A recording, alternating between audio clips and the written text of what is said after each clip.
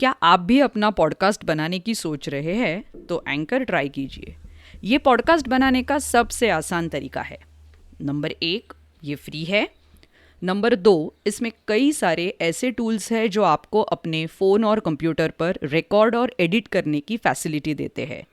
Number 3, आप अपने podcast को डिस्ट्रीब्यूट भी कर सकते हैं जिससे इसे स्पॉटिफाई और दूसरे प्लेटफॉर्म्स पर सुना जा सके। डाउनलोड कीजिए फ्री एंकर ऐप या विजिट कीजिए anchor.fm अपना पॉडकास्ट शुरू करने के लिए। बुक्स दैट स्पीक में आप सभी का स्वागत है। पुचकू का एक नया अभियान। बोल्टू, पुचकू और डोडला, इनका धुरंधर योजना विभाग एक मुहिम पर निकल पड़ा है। नन्ही चिड़िया के लिए एक गाने की खोज में। गाने तो बहुत से मिल गए, अब कौन सा चुने? सुनते हैं कहानी पुचकू को गाने की तलाश। Original story Puchku seeks a song by Pratham books. कहानी लिखी है दीपांजना पाल। चित्रांकन राजीव आइप। हिंदी में अनुवाद नागराज राव। कहानी का वाचन आसावरी दोषी।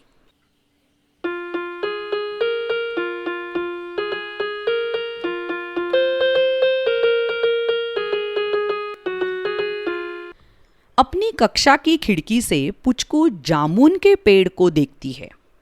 पेड़ इस प्रकार से अपनी शाखाओं को फैलाकर खड़ा है मानो गले लगाना चाहता हो।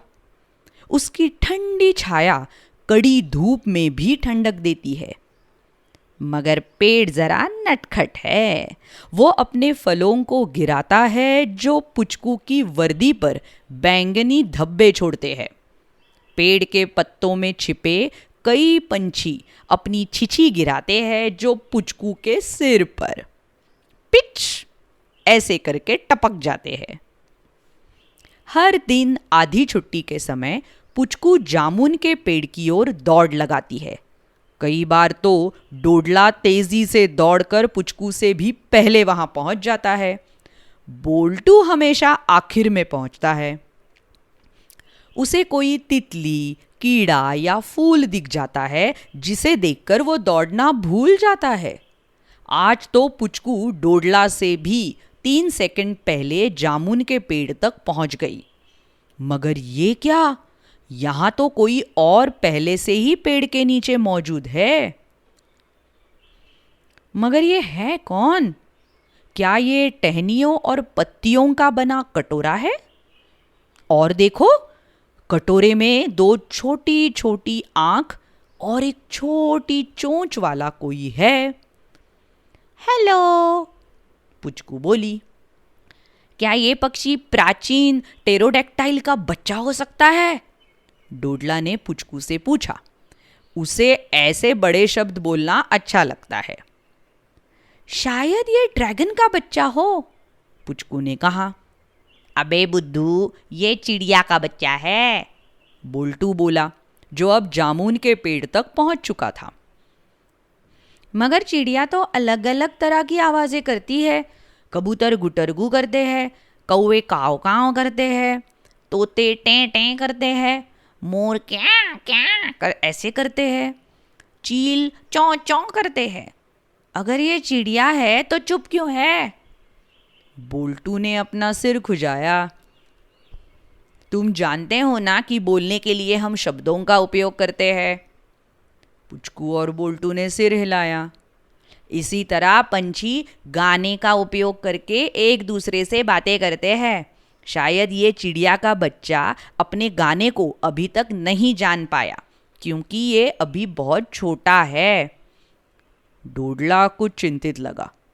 मगर बिना अपने गाने को जाने ये किसी से बात भी नहीं कर पाएगा, एकदम अकेला बढ़ जाएगा। पुचकू ने निश्चय किया कि ये काम धुरंधर योजना विभाग, जिसे बोल्टू, पुचकू और डोडला चलाते हैं, उनको अपने हाथ लेना ही चाहिए। बोल्टू, डोडला, हम इस नन्ही पक्षी के गाने की तलाश करेंगे। बोल्टू थोड़ी सी रुई लाता है। डोडला एक गत्ते की डिब्बे का इंतजाम करता है। पुचकू उन जगहों का नक्शा बनाती है जहां नन्ही चिड़िया के लिए सही गाना मिल सकता है। सबसे पहले नन्ही चिड़िया और धुरंधर योजना विभाग संगीता आंटी की संगीत कक्षा में जाते हैं। बड़ी सावधानी से पुचकू चिड़िया के बच्चे को बाहर निकालती है। इमरान बांसुरी बजा रहा है।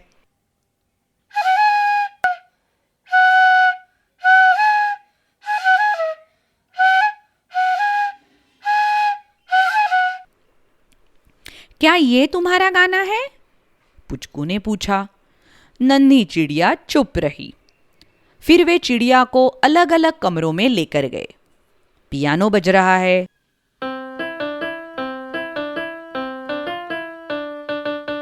वायलिन बज रहा है।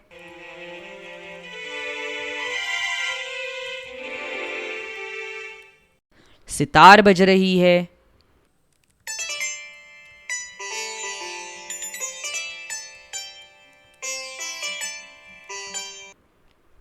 घटम बज रहा है।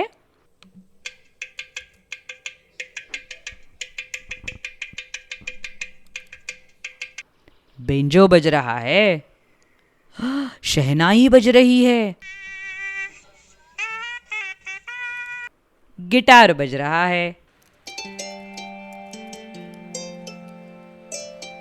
क्या ये तुम्हारा गाना है? पुचकू ने पूछा। लेकिन नन्ही चिड़िया चुप है। उसने पुचकू की ओर देखा। बोल्टू ने अपना सिर खुजाया। डोडला उदास है। पुचकू ने नन्ही से कहा, चिंता मत करो, हम तुम्हारे गाने का पता लगा कर रहेंगे। ट्वान ट्वान। डोडला ने अपने रबर बैंड गिटार पर एक नई धुन बजाई। Hitch hitch. बोल्टू ने हिचकी ली। क्या ये तुम्हारा गाना है? पुचकू ने पूछा। नन्ही चिड़िया बस चुप थी। क्या ये पुलिस की सीटी हो सकती है? जूतों की चरमर भी हो सकती है। सिलाई मशीन की ठर ठर ठक भी हो सकती है। या रेडियो पर सुनी जाने वाली कई आवाजें हो सकती है। नमस्कार। और हमारे साथियों ने लिखकर भेजा है प्यारी ओनली ऑन 104। प्रेशर कुकर की ये वाली सीटी की आवाज भी हो सकती है। पुचकू अपनी माँ का मोबाइल फोन लाकर उसकी सारी रिंगटोन एक के बाद एक बजाती है और नन्ही चिड़िया से पूछती है, क्या ये तुम्हारा गाना है? डोडला का पेट कुड़कुड़ाता है। वे टिफिन खाना भूल गए थे ना। क्या ये तुम्हारा गाना है? पुचकू पूछती है। गुड़गुड़ गुड़गुड़ गुड़गुड़। पर नन्ही चिड़िया चुप रही। शायद पुचकू के गली के घरों की घंटी की आवाज ये कुछ काम आए। वे एक एक करके सारी घंटियां बजाते हैं, मगर चिड़िया का बच्चा बेचारा चुप है, जबकि पुचकू के कुछ पड़ोसी शोर मचा रहे हैं। भोजन की छुट्टी के बाद धुरंधर योजना विभाग के पास कोई जोरदार योजना नहीं बची। अब क्या करें? बोल्टू बोला।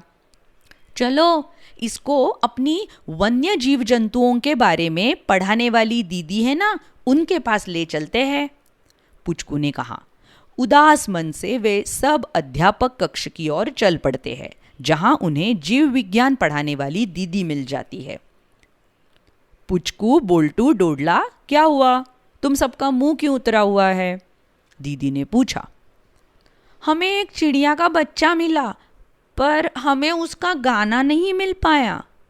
उदास आवाज में पुचकू बोली। हमने सब जगह ढूंढ लिया। डोडला और भी दुखी आवाज में बोला। बोल्टू और भी दुखी होकर नाक सुड़क रहा था। कोई बात नहीं, जरूरी नहीं कि हमें हमेशा सफलता मिले। दीदी ने एक रुमाल दिया। पर नन्ही चिड़िया को अभी तक गाना नहीं मिल पाया। पुचकू रो पड़ी। लेकिन आप सब तो उसके साथ हैं ना, उसे आप लोग तो छोड़ नहीं देंगे, क्योंकि वो दूसरी चिड़ियों की तरह गा नहीं पाती।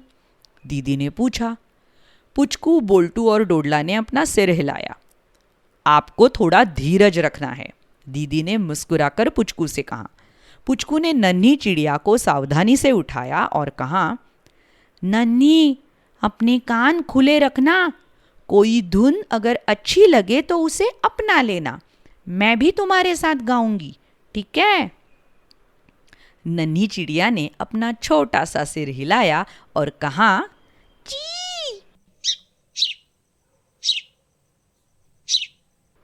ये सुन के तीनों बच्चे खुशी से उछल पड़े। कैसी लगी ये प्यारी सी कहानी? और ऐसी बहुत सारी कहानियाँ सुनने के लिए बुक्स दैट स्पीक इस चैनल पर ज़रूर आइएगा, यूट्यूब पर और अलग अलग पॉडकास्टिंग चैनल्स पर। हमारी वेबसाइट है www.booksthatspeak.com। मिलते हैं अगली कहानी में। बाय बाय, शुक्रिया।